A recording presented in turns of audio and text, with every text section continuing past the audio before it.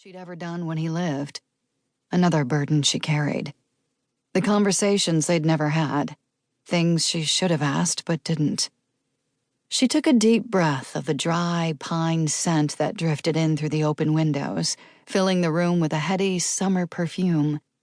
She should get up and walk around, let the community see she was on the job, but her body felt leaden, and it wasn't like anyone would notice. She could vanish for hours and it wouldn't matter to Collier. No one required her attention.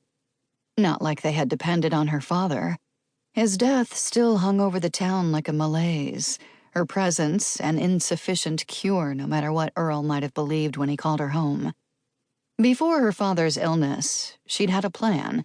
First, the police academy, then patrol officer, proving she could make it in Los Angeles as a cop.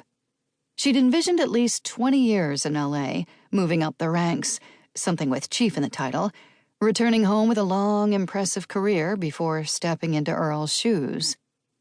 Too late, she'd realized he wouldn't get better. He'd brought her home for good. Stretching her arms above her head, she walked her fingers up the wall behind her, tapping to the beat of the music. Anything to shake off the drowsiness brought on by the hot, quiet day and long nights of uneasy sleep.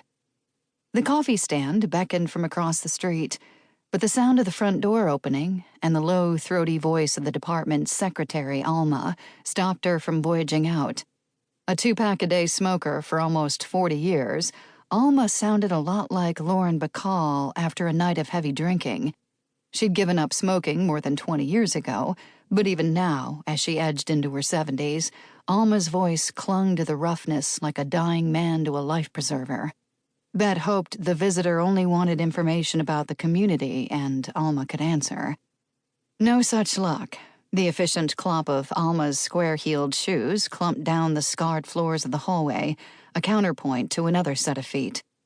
Bet brought her hands down off the wall and automatically tucked a wayward curl of her auburn hair back up under her hat before Alma arrived, poking her bird-like head around the wooden frame of the door.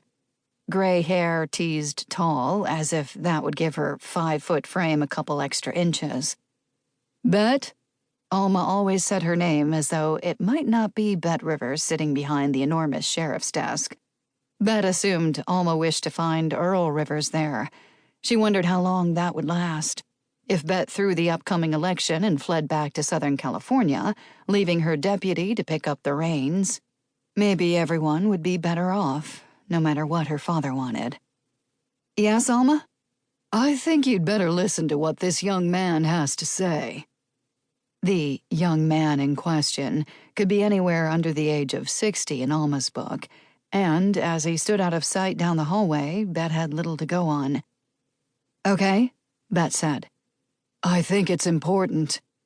Alma waited for Bet to show appropriate attention. Okay. Seems he found a dead body floating in the lake.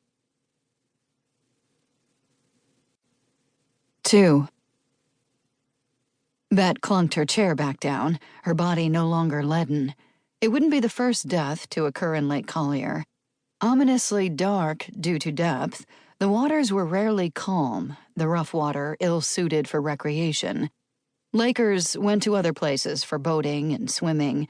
Visitors found it difficult to access the shore.